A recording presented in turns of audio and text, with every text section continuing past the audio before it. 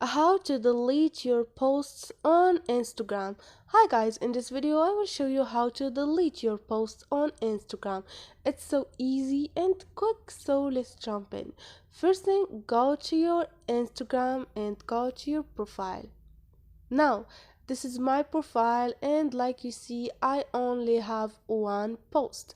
All I need to do is click on it, and to delete this post, click on those 3 points up there, and like you see in this list, you have one choice, you have one options which called delete.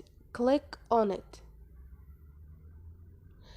delete post. Now if you don't want to delete this post, you can archive it, only you be able to see it.